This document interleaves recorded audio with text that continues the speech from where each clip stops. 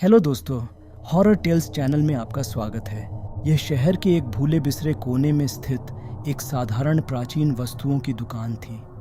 मैं हमेशा से ही असामान्य, रहस्यमय और विभत्स चीज़ों की ओर आकर्षित रहा हूँ। इसीलिए जब मेरी नज़र दुकान की मंद रोशनी वाली खिड़की पर पड़ी, जो सदियों पहले की विचित्रताओं से भरी हुई थी, तो मेरी जिज्ञासा मुझ पर हावी हो गई। दुकानदार, एक बुजुर्ग व्यक्ति जिसकी बढ़ी हुई दाढ़ी और नीली आंखें थीं, ने मेरा अंदर स्वागत किया। उन्होंने अपना परिचय मिस्टर ग्रिम्सबी के रूप में दिया और ऐसा लग रहा था कि वह अपने अव्यवस्थित स्टोर की हर वस्तु का इतिहास जानते हैं। जैसे ही मैंने अलमारियों को देखा, मेरी नज़र एक अनोखी वस्तु पर पड़ी, एक छोटा अलंकृत संगीत बॉक्स।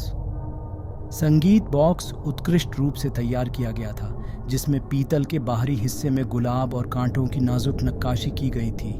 इसके ढक्कन को एक छोटे से की होल से सजाया गया था, और जब मैंने इसे उठाया तो ये मेरे हाथ में अजीब तरह से भारी लगा। श्री ग्रिम्सबी मेरी रुचि को देखते हुए एक समझदार मुस्कान के साथ मेरे पास आए। उस म्यूज़िक बॉक्स का काफ़ी इतिहास है, उसने धीमी कर्कश आवाज़ में कहा। कहा जाता है कि यह शापित है, आप जानते हैं। जिन लोगों के पास ये थी, उनके लिए दुख के अलावा कुछ नहीं लाया। बेशक मुझे संदेह था। शापित वस्तुएं किंवदंतियों और डरावनी फिल्मों की चीज़ें थीं, न कि कोई ऐसी चीज़ जो आपको प्राचीन वस्तुओं की दुकान में मिलती थी। लेकिन इस विचार ने मुझे आकर्षित किया और मैं और अधिक सीखने की लालसा को रोक नहीं सका। श्री ग्रिम्सबी ने बताया कि संगीत बॉक्स का एक काला इतिहास था। यह अफवाह थी कि इसे एक पीड़ित कलाकार ने बनाया था, जिसने हर नोट में अपनी पीड़ा और निराशा डाल दी थी। कहा जाता है कि इसके द्वारा बजाई जाने वाली डरावनी धुन ने लोगों को पागलपन की ओर धकेल दिया था, और कहा जाता था कि इसका अभिशाप अटूट था। जैसे ही वह बोल रहा था, मैंने खुद को संगीत बॉक्स की ओर आकर्षित पाया, मानो उसने मुझ पर किसी प्रकार की सम्मोहक शक्ति धारण कर ली हो। मैंने बिना सोचे समझे पूछ लिया कि इसकी कीमत कितनी है। श्री ग्रिम्सबी ने एक कीमत बताई, लेकिन यह मेरे खर्च करने के इरादे से कहीं अधिक थी। फिर भी मैंने अपने बटुए की ओर हाथ बढ़ाया और पैसे सौंप दिए। जैसे ही संगीत बक्सा मेरे हाथ में आया, मुझे अपनी रीढ़ में ठंडक महसूस हुई।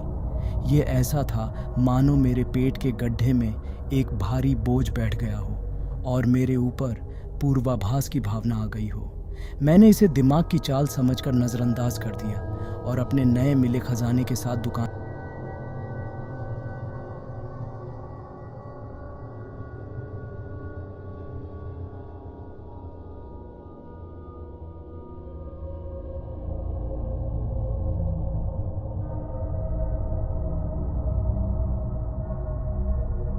जैसे ही मैं बिस्तर पर लेटा, मुझे एक अजीब सी अनुभूति महसूस हुई, जैसे कि मुझे देखा जा रहा हो।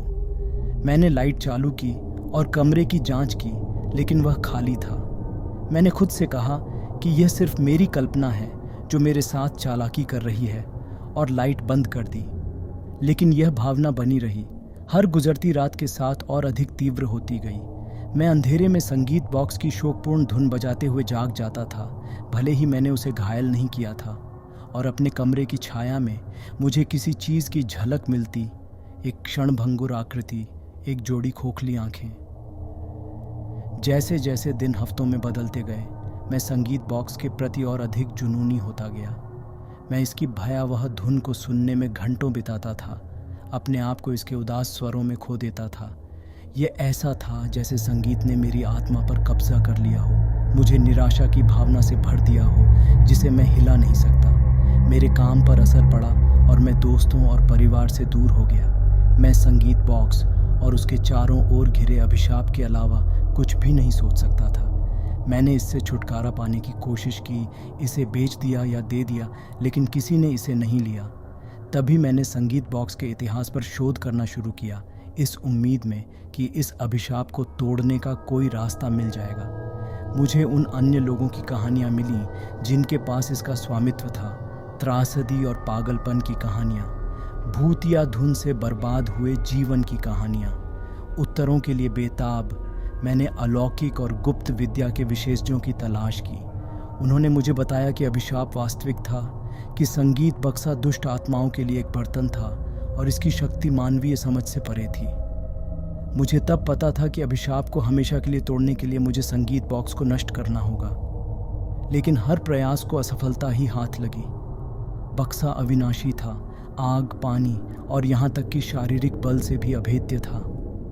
जैसे जैसे दिन महीनों में बदलते गए, मैं अपने पूर्वस्व का एक खोल बन गया।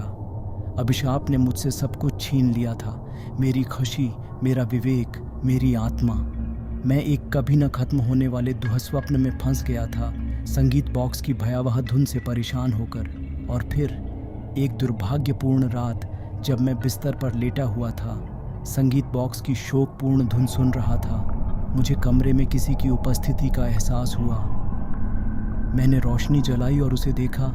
अंधेरे में डूबी एक आकृति मेरे बिस्तर के नीचे खड़ी थी। उसकी आंखें खोखली।